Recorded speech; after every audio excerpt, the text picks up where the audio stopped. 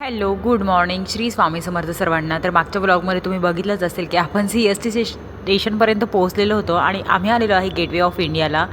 तर तिथे ताज हॉटेलचे इथे 5 स्टार हॉटेल आहे, तिथे आम्ही फोटोशूट केलेलं आणि हे आहे ते ताज हॉटेल फायनली आज बघितलेलं. तिथे आम्हाला बोटिंग करायची होती, पण निकिताचा कॉल पण आलेला. मग आम्ही जाणार होतो तिच्या घरी ठाण्याला. CSTला मला बघण्यासारखं एवढं काही वाटलं नाही, त्यामुळे आम्ही लोकल पकडली. आणि श्रीराज बोलत होता की आई लोकलमध्ये किती छान वाटतं गं ट्रेनपेक्षा, पण त्याला काय माहीत की लोकल फक्त लोकललाच साईडला जाऊ शकते म्हणून. आणि एवढी सारी गर्दी मुंबईला, तरी आज संडे होता त्यामुळे एवढी जास्त पण गर्दी नव्हती असं माझे मिस्टर सांगत होते. पण बघा आता लोकलमध्ये किती गर्दी आहे. फायनली आम्ही पोहोचलेलो आहे निकिताच्या घरी. आणि बापरे, एवढ्या मोठ्या बिल्डिंग बघितल्यानंतर मला डायरेक्ट चक्करच यायला लागली. आणि तिचा फ्लॅट होता डायरेक्ट 30 नंबरच्या फ्लोअरवरती. तर आम्ही लिफ्टमधनं वरती चाललेलो आणि फायनली आम्ही पोहोचलेलो आहे गाडे यांच्या घरी. तर तिचं तिकडचं सरनेम गाडे आहे. आणि पियुषने दरवाजा उघडलेला. छोटी मुलं म्हटलं, छोटी मुलं कोण आहे? नंतर म्हटलं सोनूशी कॉन्टॅक्ट होत होता ना. बरं ना जिजू? बरं तुझ्या आशीर्वादाने. बापरे, माझा आशीर्वाद. निकिताला एवढा जास्त आनंद झालेला. त्यानंतर आम्ही नाश्ता केलेला. मुलं अशी खेळत होती आणि तिची मम्मी स्वयंपाक करत होती.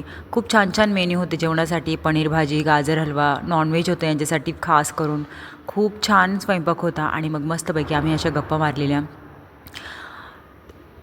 तिची मुलगी तोपर्यंत झोपलेली होती आणि झोपेतनं आम्ही उठवलं. तर तिचं नामकरण अजून केलेलं नाही आहे, त्यामुळे आम्ही तिला छोटी ओवी असंच म्हणतो. मोठ्या मुलीचं नाव ओवी आहे. तर इतकी सुंदर, मस्त, शांत आहे एकदम आणि छान अशी झोपलेली होती. निकिताला बोलले की शांत मुलं असले की आईला पण बरं असतं, कारण की बाळंतणीचं काम कसं असतं, खूप जास्त काम असतं पण ते कोणालाच दिसत नाही. असं वाटतं खूप आराम असतो, पण बाळाचं करण्यात खूप जास्त वेळ जातो आणि ते काम कोणाला दिसत नाही, त्यामुळे ते काम तर असतंच.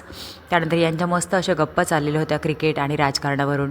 तिच्या मम्मीने मला हळदी कुंकू दिलं, निकिताने पण हळदी कुंकू दिलं. आणि इतकी सुंदर साडी, म्हणजे मी जी डिझायनर माझ्या मनात होती तशीच साडी दिलेली. गुजराती पॅटर्न आहे. मी ती विअर केल्यानंतर नक्कीच दाखवेल. तर तिची मम्मी इथे तिच्या घरी आलेली होती तिच्या बाळंतपणासाठी आणि आम्ही मस्त असं फोटोशूट केलं. निकिताला एवढा आनंद झाला. मी पहिल्यांदा तिच्या घरी मुंबईला गेले होते आणि मुंबईला आता आम्ही टाटा बाय बाय करणार आहोत. पियुष आम्हाला सोडवायला आलेला. तिथून आम्ही ऑटोने जाणार होतो. ऑटोने आम्ही ठाणे स्टेशनला जाणार होतो आणि तिथून आम्ही जाणार होतो कल्याणला. तर राम झोपी गेलेला होता आणि फायनली आम्ही ट्रेनची वाट बघत होतो. फायनली आम्ही ट्रेनमध्ये बसलेलो आहे आणि चाललेलो आहे आपल्या नाशिकच्या दिशेने. So bye bye.